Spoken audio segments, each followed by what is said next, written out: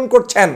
কার উস্কানিতে নতুন করে একজন ধর্ষণের বিচার চাইতে গিয়ে আপনি সরকার পতনের ষড়যন্ত্র শুরু করেছেন, সেটা জাতিকে জানতে হবে। শাহবাগের একটাও, যারা 13 সালের শাহবাগী আন্দোলন করেছে, একটিও বাংলাদেশের দেশপ্রেমিক নাগরিক নয়। এরা সবগুলো ধর্ষকের মধ্যে পড়ে।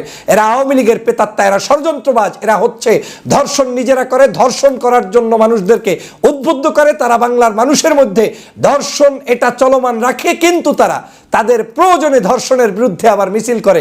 কখন? যখন আপনাকে বিপদে ফেলতে হবে। ধর্ষণকে ছুতা হিসাবে ব্যবহার করে শাহবাগীরা আবার সোচ্চার হচ্ছে বিভিন্ন জায়গায় এবং দেশে অস্থিতিশীল পরিস্থিতি তৈরি করার চেষ্টা চালিয়ে যাচ্ছে। আপনারা জানেন, অনলাইনে অফলাইনে যেখানেই আপনি সার্চ দিবেন, সারা বাংলাদেশে ধর্ষক বলতে আওয়ামী লীগ, ছাত্রলীগ, যুবলীগ, আওয়ামী লীগের সংসদ সদস্য, আওয়ামী লীগের মন্ত্রী, আওয়ামী লীগের এমপি মুরাদ থেকে শুরু করে তাদের এমন কোনো ব্যক্তি নাই যারা শতকরা আপনি যদি 90% লোককে বলেন তাহলে ওই 90%ই ধর্ষকের তালিকায় আছে। বাংলাদেশের আওয়ামী লীগের আমলে বিভিন্ন বিশ্ববিদ্যালয়, কলেজ, ইউনিভার্সিটিগুলোতে সারাক্ষণই ছাত্র জনতার বিভিন্ন ধরনের আন্দোলন থাকতো। তার অন্যতম একটি থাকতো যে ধর্ষকদের বিরুদ্ধে। আমরা কিন্তু সেই সেঞ্চুরি করা মানিকের গল্প শুনেছি, যে ছাত্রলীগের মানিক 100 জনকে ধর্ষণ করেছিল। আমরা কিন্তু শুনেছি জাহাঙ্গীরনগর বিশ্ববিদ্যালয় সহ বিভিন্ন বিশ্ববিদ্যালয়ে স্বামীর সামনে স্ত্রীকে ধর্ষণ করা হয়েছে জঙ্গলে নিয়ে, এবং স্বামীকে গাছের সাথে বেঁধে রাখা হয়েছে। আমরা কিন্তু শুধু মানুষ ধর্ষণ শুনি নাই। আওয়ামী লীগ, ছাত্রলীগ এমনকি পশু পাখি পর্যন্ত ধর্ষণ করেছে। গরু, ছাগল কোনো কিছুই রক্ষা পায়নি ছাত্রলীগের কাছ থেকে। কিন্তু আমরা শাহবাগীদেরকে সেই সময় কোনো প্রতিবাদ করতে দেখি নাই। ধর্ষণ বাংলাদেশের এক ধরনের, এই যে ধর্ষণ করা হচ্ছে, এটা একটা ব্যাধিতে রূপান্তরিত হয়েছে। এটা একটা সামাজিক ব্যাধি, যেটা গত 16 বছরে তৈরি হয়েছে। সেই ব্যাধিটা একদিনে, 1 ঘন্টায়, নিমিষেই বন্ধ হওয়ার মতো পরিস্থিতি হয়নি। আমি সকল ধর্ষকদের বিরুদ্ধে এবং ধর্ষণকারীদের সর্বোচ্চ শাস্তির নিশ্চয়তা বিধানের জন্য সরকার সহ সবার প্রতি আহ্বান জানাই।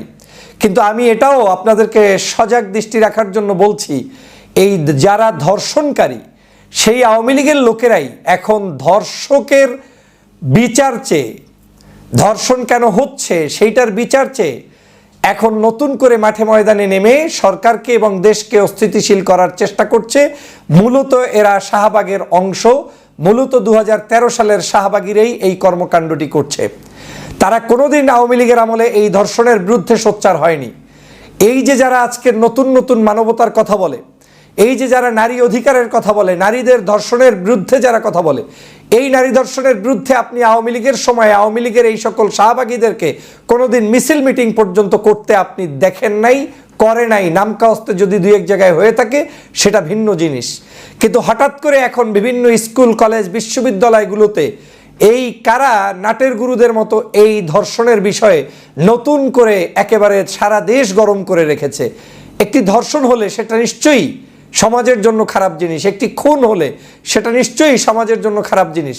কিন্তু একটি খুন কিংবা একটি ধর্ষণকে কেন্দ্র করে একজন বাংলাদেশ সরকারের পদত্যাগ হয়ে যাবে, দেশের একজন বর্তমান সময়ের প্রধান উপদেষ্টার কার্যালয় পর্যন্ত ভাঙচুর করতে চলে যাবেন, এইটার জন্য আপনাদেরকে কোনো অধিকার দেওয়া হয় নাই।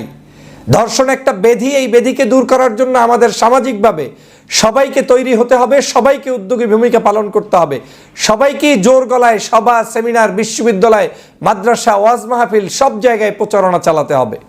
গত কয়েকদিন আগে যে ধর্ষণটি হলো, একটি শিশু, এই ধর্ষণের পরে এই ধর্ষণের আলামত থেকে আপনি কি পেলেন? এই ধর্ষক কি কোনো বিশ্ববিদ্যালয়ের কোনো আপনার পরিণত বয়সের কোনো মেয়েকে কোনো জায়গায় ইফটিজিং করে বড় ধরনের ধর্ষণের শিকার করা কোনো কিছু না। এটা এমন সামাজিক অবক্ষয় যে 8ম শ্রেণীর একজন ছাত্রীকে একজন আত্মীয়, বাবা সমতুল্য ব্যক্তি সেখানে গিয়ে ধর্ষণ করেছে, তাহলে সমাজ কোন জায়গায় চলে গিয়েছে? আমরা এই পাষণ্ড ধর্ষণের তীব্র নিন্দা জানাই। কোনো সন্দেহ নাই যে এই ধর্ষক অবশ্যই মুক্তি পাওয়ার কোনো সুযোগ নেই।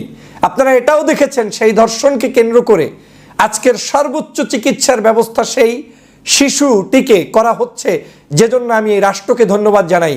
আমাদের এই গ্রামে গঞ্জে আনাচে কানাচে বহু নিবৃতে মানুষ এখনো ধর্ষণের শিকার হচ্ছে, যারা এখন পর্যন্ত হয়তো সিএমএইচে চিকিৎসা নেওয়ার সুযোগ পায়নি, কিংবা রাষ্ট্রীয় মিডিয়া এগুলোতে তাদের এই ধর্ষণের প্রচারগুলো হয়নি। গত 16 বছর আওয়ামী লীগের সকল ধর্ষণ নীরবে হয়তো সারা বাংলাদেশে সহ্য করেছে, কেউ কোথাও প্রচার পায়নি। কিন্তু এই স্বাধীন দেশে 5ই আগস্টের পরে এই প্রথম আমরা দেখলাম যে একজন ছোট্ট শিশুমণিকে ধর্ষণ করায় আমরা কষ্ট পেয়েছি, সেটা সমগ্র বাংলাদেশ ব্যাপী প্রচার হয়েছে। এনাফ, তার জন্য চিকিৎসা চলছে, এনাফ, তার জন্য সর্বোচ্চ রাষ্ট্র ব্যবস্থা নিচ্ছে, এনাফ, তার জন্য আমরা সমবেদনা প্রকাশ করেছি, এনাফ, আমরা মিছিল করেছি, প্রতিবাদ করেছি, এনাফ। কিন্তু আমরা এখন মিছিল করার নাম করে সরকার পতনের জন্য যদি কেউ নেমে থাকে, সেই শাহবাগীদেরকে বাংলাদেশে স্থান দেওয়া হবে না, সেই দুষ্টদের স্থান দেওয়া হবে না, যারা আমার পুলিশদের উপরে, এমনি পুলিশ নরবরে অবস্থা, তারপরে আবার এই পুলিশের উপরেই আক্রমণ করে যারা নতুন করে আজকের সংঘাত সৃষ্টি করতে চান ধর্ষণের বিচার চেয়ে, তাদেরকে এই বাংলার জমিন থেকে বিতাড়িত করা হবে। কোনো সুযোগ নাই 13 সালের শাহবাগীদের বাংলাদেশে মাথা উঁচু করে দাঁড়ানোর। কত বড় ধৃষ্টতা, কত বড় দুষ্ট, কত বড় সাংঘাতিক চিন্তা নিয়ে মাঠে নেমেছেন বুঝতে পেরেছেন আপনি? ধর্ষণ করেছে গ্রামের মধ্যে, বাবা সমতুল্য একটি মানুষ করেছে, যেটা সামাজিক অবক্ষয়, এটা মেনে নেওয়ার সুযোগ নেই। তাকে গ্রেপ্তার করা হয়েছে, তার আশেপাশের লোকগুলোকে গ্রেপ্তারের জন্য করা হয়েছে, এবং এখন পর্যন্ত আমার জানা মতে 2 থেকে 4 জন ব্যক্তি গ্রেপ্তারও হয়েছেন।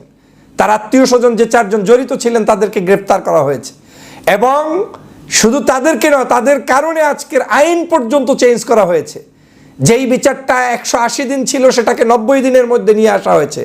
যেখানে জামিনের ব্যবস্থা ছিল সেখানে জামিন ক্যান্সেল করার আইন করা হয়েছে। তার মানে হচ্ছে এই সরকার এর ব্যাপারে আন্তরিক, যেটা আওয়ামী লীগ করে নাই। তাহলে কার উস্কানিতে এই শাহবাগীরা এখন পুলিশদের উপর আক্রমণ করে? কার উস্কানিতে এখন নারীবাদী সেজে আন্দোলন করছেন? কার উস্কানিতে নতুন করে একজন ধর্ষণের বিচার চাইতে গিয়ে আপনি সরকার পতনের ষড়যন্ত্র শুরু করেছেন, সেটা জাতিকে জানতে হবে। আওয়ামী লীগের সকল ধর্ষকদেরকে গ্রেপ্তার না করার কারণেই আজকের এই কুফল। আমি স্পষ্ট করে বলতে চাই, যেই সকল নারীরা আজকের পুলিশের উপরে আক্রমণ করেছে, কিংবা যেই সকল ব্যক্তিরা ষড়যন্ত্রমূলকভাবে আজকের আক্রমণ করেছে এবং সরকারের বিরুদ্ধে নেমেছে, প্রত্যেকের পিছনে সিসিটিভি ফিট করুন, প্রত্যেকের পিছনের ডাটা কালেকশন করুন, প্রত্যেকের সকল কর্মকাণ্ডগুলো জাতির সামনে নিয়ে আসুন। দেখবেন এরা প্রত্যেকেই হচ্ছে ধর্ষক। এর ম্যাক্সিমাম মানুষ ধর্ষক, যারা এই সরকারের পতন চেয়ে আজকের এই বিশৃঙ্খলতা সৃষ্টি করছে। এরা নিশ্চিত থাকেন, এরা শাহবাগের একটাও, যারা 13 সালের শাহবাগী আন্দোলন করেছে, একটিও বাংলাদেশের দেশপ্রেমিক নাগরিক নয়। এরা সবগুলো ধর্ষকের মধ্যে পড়ে। এরা আওয়ামী লীগের প্রেতাত্মা, এরা ষড়যন্ত্রবাজ, এরা হচ্ছে ধর্ষণ নিজেরা করে, ধর্ষণ করার জন্য মানুষদেরকে উদ্বুদ্ধ করে। তারা বাংলার মানুষের মধ্যে ধর্ষণ এটা চলমান রাখে, কিন্তু তারা তাদের প্রয়োজনে ধর্ষণের বিরুদ্ধে আবার মিছিল করে, কখন? যখন আপনাকে বিপদে ফেলতে হবে। এই ধান্দাবাজদের মুখোশ উন্মোচন করুন, লাইভ শেয়ার করুন, ভিডিও করুন, নিজেরা সতর্ক হন। আমি বারবার বলেছিলাম যে সব আন্দোলন সব জায়গার জন্য না। একজন ধর্ষণের শিকার হয়েছে, তার জন্য আমাদের দেশের সিস্টেম ডেভেলপ করতে হবে, মানুষদেরকে এডুকেটেড করতে হবে, দেশের মানুষদেরকে জানাতে হবে, শিক্ষা অর্জন করতে হবে, পরিবারের মধ্যে শিক্ষা অর্জন করতে হবে।